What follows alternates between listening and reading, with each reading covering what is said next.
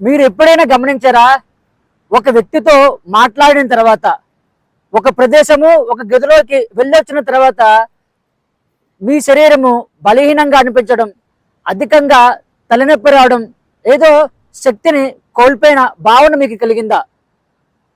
మీకు ఇలా జరిగిందంటే మీ యొక్క శరీరం యొక్క ప్రాబ్లం కాదు, మీ శరీరంలో ఉండే ప్రాణశక్తిని మీరు కోల్పోవడం వల్ల ఈ యొక్క అనుభవం మీకు రావడం జరిగింది. అయితే మన శరీరంలో ఉండే ప్రాణశక్తిని మనం ఎలా కోల్పోతున్నాం? నెగిటివ్ ఎనర్జీ యొక్క ప్రభావం మనపై ఎలా పడుతుంది అనే విషయాన్ని ఈరోజు వీడియోలో మనం క్లుప్తంగా తెలుసుకోబోతున్నాం.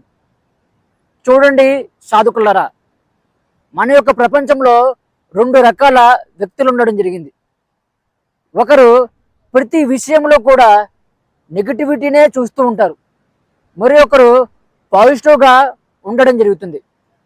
మీరు ఎప్పుడైతే నెగిటివ్గా ఉండే వ్యక్తులతో మాట్లాడడం కానీ, వారి యొక్క భావోద్వేగాలు మీతో పెంచుకోవడం కానీ, రకరకాల విషయాలు చర్చించడం ద్వారా మీలో ఉండే ఎనర్జీస్ని మీరు కోల్పోవడం జరుగుతుంది. అదే మీరు పాజిటివ్గా ఉండే వ్యక్తులతో మాట్లాడడం ద్వారా, వారితో మీ యొక్క ఫ్రెండ్షిప్ అనేది బాండ్ అవ్వడం ద్వారా మీరు అధికంగా పాజిటివ్ ఎనర్జీని గ్రహిస్తూ మీ జీవితంలో అద్భుతమైన మార్పుల్ని మీరు చూడడం జరుగుతుంది. అయితే ఈ యొక్క నెగిటివ్ పర్సన్స్ ఏ విధంగా ఉంటారు అనే విషయాన్ని ఒక్కసారి మనం గమనించే ప్రయత్నించేద్దాం. ఎవరైతే అటు ప్రభుత్వాన్ని, కుటుంబంలో ఉండే వ్యక్తులని, ప్రతి ఒక్కరిని కూడా ప్రతి చిన్నదానికి ఫిర్యాదులు చేయడం, వీరు ఒక టైప్ ఆఫ్ పర్సన్స్. మరొకరు ప్రతి ఒక్కరిని కూడా విమర్శిస్తూ ఉంటారు, తప్పు పెడుతూ ఉంటారు, వీరు మరో టైప్ ఆఫ్ పర్సన్స్. కొంతమంది అయితే వారి జీవితంలో జరిగిన రకరకాల విషయాలని వారు మనతో ఎమోషనల్గా చెప్పుకుంటూ ఉంటారు. అరే, నా జీవితంలో ఆ కష్టం ఎదగడం వల్ల ఈ రోజు నేను ఏది సాధించలేకపోయాను, వారు అలా చేయడం వల్ల ఈ రోజు నా జీవితం ఇలా ఉంది, ఇలా రకరకాలుగా వారి జీవితంలో జరిగిన రకరకాల విషయాలని వారు ఎమోషనల్గా ఫీల్ అవుతూ ఆ యొక్క ఎమోషన్స్ని మీ పైన రుద్దడం జరుగుతుంది. ఇటువంటి వ్యక్తులతో మీరు స్నేహాన్ని కంటిన్యూ చేయడం ద్వారా మీ యొక్క ప్రాణశక్తిని మీరు కోల్పోవడం జరుగుతుంది. ఎందుకంటే వీరిలో అస్సలు ప్రాణశక్తి అనేది ఉండదు, పూర్తిగా శూన్యం.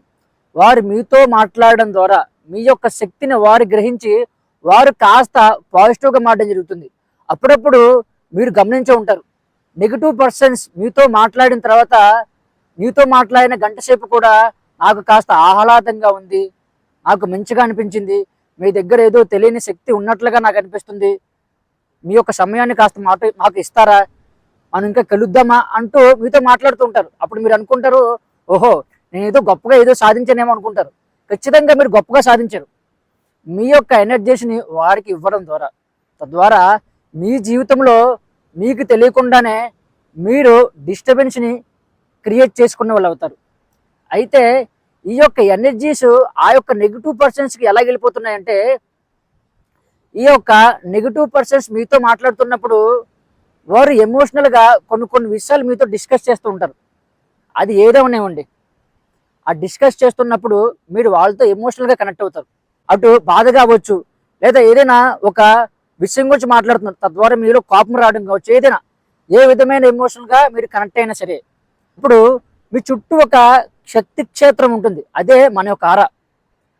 ఆ ఎమోషనల్గా కనెక్ట్ అవ్వడం వల్ల మన యొక్క ఆరా వారి యొక్క ఆరా అనేది కలిసిపోవడం జరుగుతుంది అన్నమాట. అలా కలిసిపోవడం వల్ల వేడిగా ఉన్న వినపకడ్డీ నుండి చల్లగా ఉన్న వినపకడ్డీలోనికి వేడి ఎలా ప్రవేశిస్తుందో అదేవిధంగా మీలో ఉన్న ప్రాణశక్తి అనేది వారిలోనికి చేరుకుంటుంది. కాబట్టి స్నేహితులారా, మీరు వారితో మాట్లాడడం వల్ల వారికి మీరు సహాయం చేయడం కన్నా మీరు అధికంగా నష్టపోవడం జరుగుతుంది. తద్వారా మీకు సరిగ్గా ధ్యానం కుదరదు,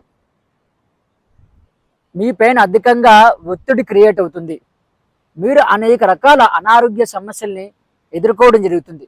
కాబట్టి మీరు నెగిటివ్గా మాట్లాడే వ్యక్తులతో కానీ, ఎమోషనల్గా డిస్టర్బ్ అయ్యే వ్యక్తులతో కానీ చాలా వరకు మాట్లాడడం తగ్గించండి. అప్పుడే మీరు ఆరోగ్యవంతంగా ఉండడం జరుగుతుంది. అయితే మనకు తెలిసిన కొంతమంది స్నేహితులు, కుటుంబ సభ్యులు ఇటువంటి సమస్యను ఎదుర్కోవడం జరుగుతుంది. అటువంటిప్పుడు ఆ సమస్యలో మనం వారితో మాట్లాడకపోతే వారి పరిస్థితి చాలా దారుణంగా ఉంటుందని మనకు తెలుసు. అప్పుడు మనం ఏం చేయాలంటే వారికి తోడుగా ఉండండి. కానీ వారు చెప్తున్న మాటలకి మీరు ఎమోషనల్గా కనెక్ట్ కావద్దు. అలాగే ప్రతి విషయాన్ని కూడా మీరు జాగరూకత స్థితిలో ఉంటూ గమనించండి. తద్వారా వారు మాట్లాడుతున్న మాటలు ఆ యొక్క ఎమోషనల్ డిస్టర్బెన్స్ అనేది మీ పైన అధికంగా ప్రభావం చూపించదు. అలాగే మీరు ధ్యానం చేస్తున్నప్పుడు ఒక తెల్లటి కవచం ఏర్పడినట్లుగా భావన చేయండి. ఆ కవచం నెగిటివ్ వ్యక్తుల యొక్క ప్రభావం నుండి మిమ్మల్ని కాపాడుతున్నట్లుగా మీరు భావన చేయడం ద్వారా వారి యొక్క ప్రభావం మీపై అధికంగా పడదు. కాబట్టి ఈ విధంగా ప్రయత్నించండి. అలాగే మీరు ప్రతి చిన్న దానికి ఇతరులతో వాగ్వాదానికి దిగడం, విమర్శించడం లాంటి పనులు చేసినట్లయితే మీ యొక్క ఆహారచక్ర పైన అది అధికంగా ప్రభావం చూపిస్తుంది. తద్వారా మీలో ఉండే శక్తిని మీరు కోల్పోవడం జరుగుతుంది.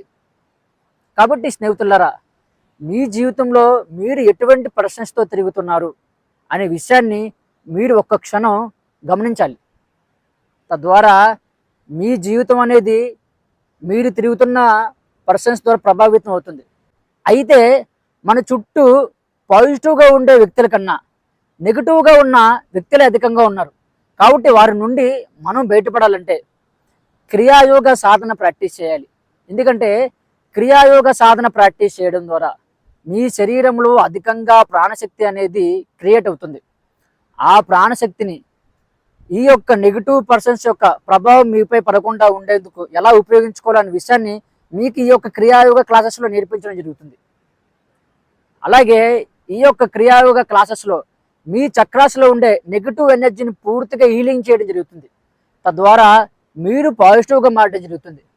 నెగిటివ్ వ్యక్తుల నుండి మీరు ఏ విధంగా దూరంగా ఉండాలి, వారితో మాట్లాడుతున్నా సరే వారి ప్రభావం మీపై పడకుండా ఉండాలంటే ఏం చేయాలనే కొన్ని గురుముఖంగా నేర్చుకోవాల్సిన టెక్నిక్స్ ఉంటాయి. వాటి ద్వారా మీరు ఈ యొక్క సమస్యల నుండి సంపూర్ణంగా బయటపడడం జరుగుతుంది. ఓకేనండి.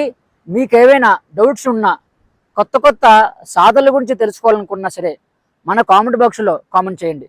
వీడియోని తప్పకుండా మీకు నచ్చినట్లయితే లైక్ చేయండి. తద్వారా మరింత మంది సాధకులకి ఈ వీడియో అనేది పుష్ అవ్వడం జరుగుతుంది. ఛానల్ని సబ్స్క్రైబ్ చేయండి. Thank you.